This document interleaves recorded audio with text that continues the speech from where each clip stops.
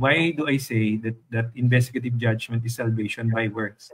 Because yun nga, yung pronouncement nga na ang basis ng ating salvation is our obedience to the law. Yeah, Kasi nga, exactly. Yung mga patay, tapos yung mga buhay.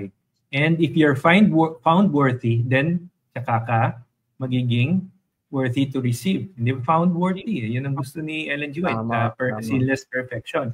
Now, to be found worthy means yung character perfect na. And that is before the close of probation. Now, the reason why I say it's salvation by works is because your salvation before you're declared depends on you, your perfect obedience. Okay? That's salvation by works. Now, I will give an analogy. Tell me, Pastor, if it makes any sense. Kung let's say, okay, magkaibigan, tapos yung kaibigan mo, binigyan ka ng isang bagay na wala kang dapat gawin, di ba? Para makapasok ka doon. Regalo, para makapasok ka sa isang lugar. Kanino ang credit ng gagaling? Hindi ba doon sa nagbigay? Hindi Kasi binigay ka ng passes para pumasok. So tinanggap mo siya. So that is one step. Yung isa naman is binigyan ka nung iyong kaibigan ng passes pero sabi mo, sabi niya kailangan mo paghusayan para wag mawala yan para ka makapasok. So, hawak mo yung passes tapos iniingat-ingatan mo siya para wag madumihan, wag mabahiran, ganun-ganyan. Tapos, pagdating mo doon, ay madumi na yan, hindi ka pwedeng pumasok. Akin na yung passes mo. So, in effect, may share ka doon sa salvation mo kasi ang basis pala nung pagpasok mo is yung part mo. So, kanino ngayon ang credit? Ang credit ay doon sa nagbigay at doon sa tumanggap. So, 50-50, di ba?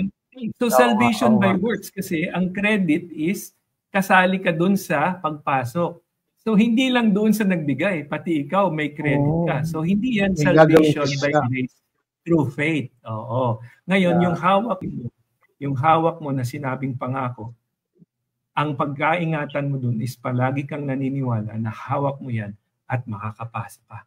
So, sa ating buhay sa mundong ito, maaring madumihan yun, mo, hindi ba? Pero, yun nga, pagdating doon sa dulo, titignan, madumi na to.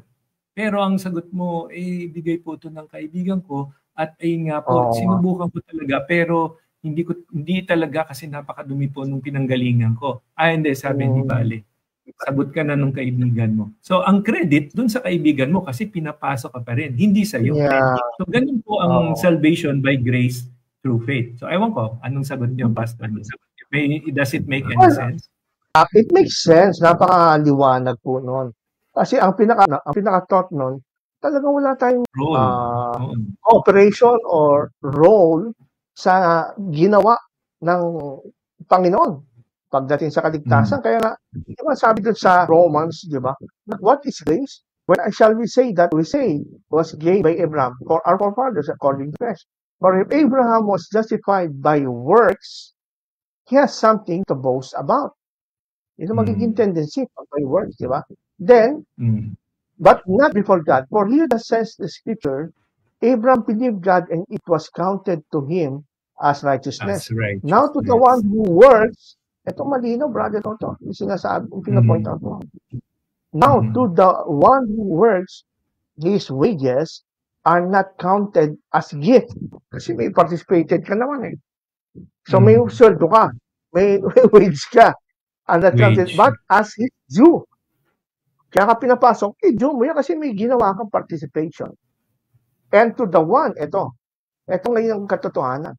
And to the one who does not work, but believes in him who justifies the ungodly, his faith is counted as righteousness. Sino ginajustify ng Diyos? Ungodly.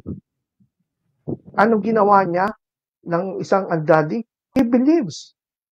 Kaya nga, yung mga nagsasabi dyan na ang faith is work din, no? It's not work. Believing And having faith is not work.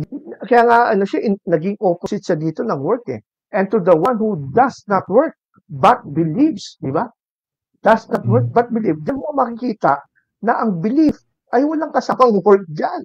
Walang kasaling performance yan na gagawin ng sino man tao para siya ay maaari ganap ng Diyos sa heaven to inherit eternal life.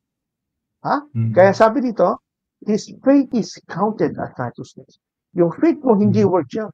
Eh, kung ipipilit mo, I keep the commandments, I faithfully kept the Sabbath, that is works. And you can boast about it. And you can boast about it.